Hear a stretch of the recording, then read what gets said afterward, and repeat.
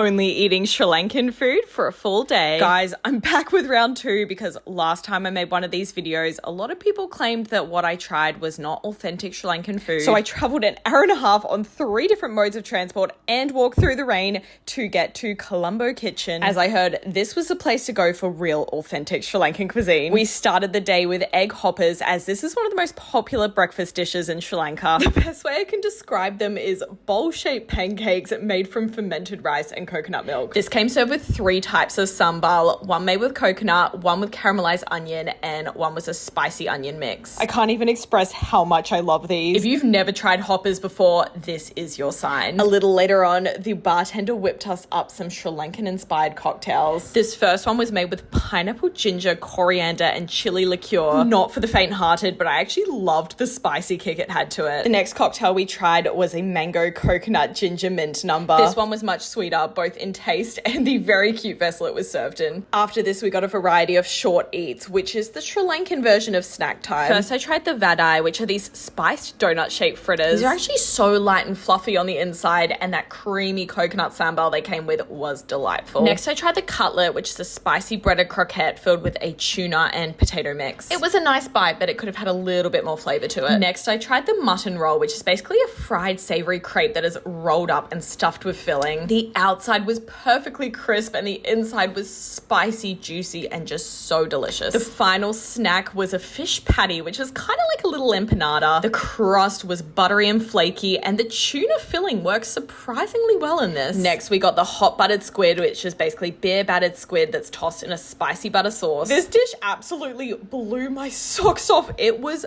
very, very spicy, so proceed with caution. Believe it or not, that was just the start of our meal, as before we knew it, we had 9 dishes of food on the table. This is how you would have a classic family-style meal in Sri Lanka. Starting off with the Negombo king prawn curry. I could have drunk the creamy coconut curry sauce on this by the cupful, but I will say the prawns had a bit of a weird texture. I think they were slightly overcooked. We were lucky to be here on the weekend as we got to try the blackened fish curry. This was very sour and peppery, and honestly, it was unlike any curry I've tried before. Next was the lentil coconut curry, which had a similar flavor to that prawn curry. I often find lentil curry to be quite bland, but honestly, I could not stop eating this one. Next, I tried the Gotu Kola Sambal, which is made of this herb that's meant to have very medicinal properties to it. The sambal was fresh and herby and made a nice accompaniment to the curries. My absolute favorite dish of the day was the Aubergine Moju. This was made with the most tender, melt-in-your-mouth aubergine that's cooked in a fragrant coconut milk curry. We also tried the jackfruit curry, and to be honest, I'm just not a big fan of the taste or the texture of jackfruit, so this one wasn't for me. And finally, we got the stir-fried beans, which were nice and crunchy and came with these massive cashews. At this point, I was so full, but there is always a second stomach for dessert. We tried the Watalappan, which is this type of custard pudding that's made with coconut milk,